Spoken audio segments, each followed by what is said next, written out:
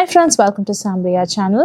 இந்த big pass கண்டஸ்டன்ஸ்லாம் ஒன்றா சேர்ந்து ஒரு படம் நடித்தா நல்லா இருக்கும்ல, நம்ம நிறைய தடவை யோசிச்சிருப்போம். அந்த மாதிரி தான் இப்போ February 14th ரிலீஸ் ஆன ஃபயர் மூவியில் பார்த்தீங்கன்னா Bigg Boss fame contestant Rachitha, Balaji Murugadoss, Sakshi Agarwal இவங்கெல்லாம் சேர்ந்து நடிச்சிருக்காங்க. இந்த படம் ரிலீஸ் ஆகிறதுக்கு முன்னாடி பாலாஜி முருகதாஸ்க்கு ஒரு பைசா கூட பணம் கொடுக்கல இந்த படம் நடிக்கிறதுக்குன்னு ஒரு கான்ட்ரவர்சி உருவாச்சு.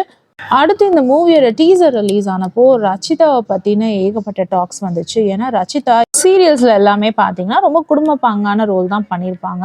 இந்த படத்துல பாத்தீங்கன்னா கொஞ்சம் அதிகமான கிளாமர் காட்டி நடிச்சிருக்காங்க. அதனால இந்த படத்தோட டீசர் ரிலீஸ் ஆனப்போ வேற லெவல்ல வைரல் ஆகி ரச்சிதாவை பத்தி எல்லாருமே பேசினாங்க. ரச்சிதாவுக்கு நல்ல கமெண்ட்ஸும் வந்துச்சு, நெகட்டிவ் கமெண்ட்ஸும் நிறைய வந்துச்சு. இந்த ரச்சிதாவை பத்தின 30 seconds கிளிப்பிங் பாத்தீங்கன்னா கரெக்டா ரச்சிதாவோட பர்த்டே அன்னைக்கு அந்த படத்தோட டைரக்டர் ரிலீஸ் பண்ணியிருக்காரு. அந்த டீசர் ரிலீஸ் ஆனதுனால ரச்சிதாக்கு நிறைய நெகட்டிவ் கமெண்ட்ஸ் வந்துச்சு போல இருக்கு. அதனால அவங்க மன உளைச்சலுக்கு ஆளாயிருக்காங்க. இதனால டைரக்டரும் ப்ரொடியூசருமான சதீஷ் குமார் கிட்ட எங்க பர்த்டே விஷஸ் வந்து நீங்க இப்படிதான் சொல்லுவீங்களான்ற மாதிரி கேட்டிருக்காங்க.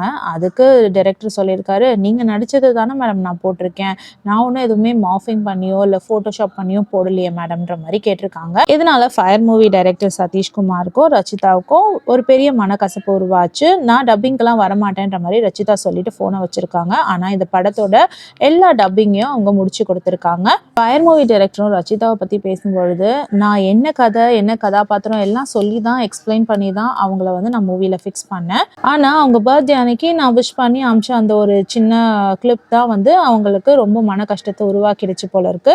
இருந்தாலும் ரச்சிதாவை ரொம்ப பாராட்டணும். ஏன்னா ரச்சிதா வந்து படப்பிடிப்புல பாத்தீங்கன்னா ரொம்ப டெடிகேட்டடா எனக்கு நடிச்சு கொடுத்தாங்க.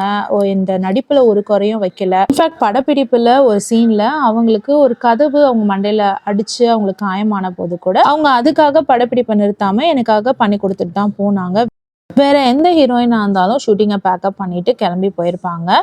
அந்த அளவுக்கு டெடிகேட்டடான ஆக்ட்ரஸ்ன்னு சொல்லிட்டு ரச்சிதாவை பத்தி பாராட்டி தான் பேசியிருக்காரு. இப்போதைக்கு ரச்சிதா மலையாளம் கன்னடான்னு சொல்லிட்டு கொஞ்சம் பிஸியான ஹீரோயினா தான் வலம் வந்துட்டு இருக்காங்க. ஃபயர் மூவியோட டைரக்டர் சதீஷ்குமார் யாருன்னு பாத்தீங்கன்னா, இதற்கு தானே ஆசைப்பட்டாய் பாலகுமாரா, அது இல்லாம தங்க மீன்கள், இந்த மாதிரி நல்ல நல்ல படங்களை கொடுத்தவர் தான். ஃபயர் மூவி பாத்தீங்கன்னா ரியல் லைஃப் ஸ்டோரி பேஸ் பண்ணி தான் எடுத்திருக்காங்க. சைக்கியாட்ரிஸ்ட் காசி கேஸ் பத்தி தான் இந்த கதையே. இதுல ரச்சிதா மட்டும் இல்லாம சாக்ஷி அகர்வால், சாந்தினி இவங்கெல்லாம் கூட நடிச்சிருக்காங்க. அடுத்து பாலாஜி முருகதாஸ் பாத்தீங்கன்னா இந்த படத்துக்காக ஒரு பைசா பணம் வாங்காம தான் நடிக்க ஸ்டார்ட் பண்ணியிருக்காரு.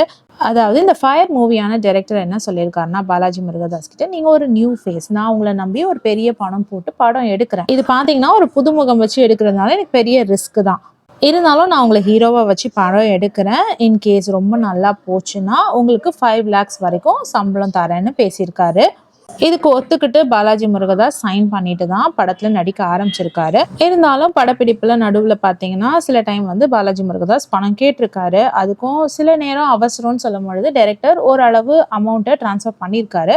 ஆனா திரும்பவும் கேட்கும் பொழுது நம்ம முன்னாடியே பேசின மாதிரி தான், நம்ம முன்னாடியே பேசியிருக்கோம், இந்த மாதிரி படம் நல்லா போச்சுன்னா தான் உங்களுக்கு பேமெண்ட்னு சொல்லிட்டு, ஸோ அதை தான் நம்ம ஃபாலோ பண்ண போறோம்னு சொல்லியிருக்காங்க. அதனால அதிருப்தியான பாலாஜி முருகதாஸ் படம் ரிலீஸ்க்கு கொஞ்ச நாள் முன்னாடி பாத்தீங்கன்னா அவரோட சோசியல் மீடியா பக்கத்துல எப்படி ஒருத்தரோட உழைப்பை மட்டும் உறிஞ்சிட்டு அவங்களுக்கு அந்த உழைப்புக்கான ஊதியம் கொடுக்காம இருக்கலாம், நான் வந்து சினிமாவை குவிட் பண்றேன் அப்படின்ற மாதிரி எழுதியிருந்தாரு. இதுக்காக ரச்சிதாவும் சப்போர்ட் பண்ணி, உங்களுக்கு இப்போதான் புரியுதா இந்த விஷயம்லாம், இதனாலதான் நான் இந்த படக்குழுவை விட்டு எப்பவோ தள்ளி வந்துட்டேன் அப்படின்ற மாதிரி ரச்சிதாவும் பாலாஜி முருகதாஸ் போஸ்ட்டுக்கு ரீபோஸ்ட் பண்ணியிருக்காங்க. இதுக்கு பிறகு டைரக்டர் கிட்ட திரும்பவும் முருகதாஸா தானா போயிட்டு, நான் பண்ணிருக்க கூடாது, நான் பண்ணதுக்கெல்லாம் சாரின்னு சொல்லிட்டு திரும்பவும் போய் டப்பிங்லாம் பண்ணியிருக்காரு. ப்ரமோஷனல் ஆக்டிவிட்டிக்கெல்லாம் போயிருக்காரு. திரும்பவும் பணம் கேட்டிருக்காரு. அப்போ கொடுக்க மாட்டேன்னு சொன்னதுக்கு அப்புறம் நான் அப்படின்னா ப்ரமோஷன்ஸ்க்குலாம் வரமாட்டேன் அப்படின்ற மாதிரி சொல்லியிருக்காரு.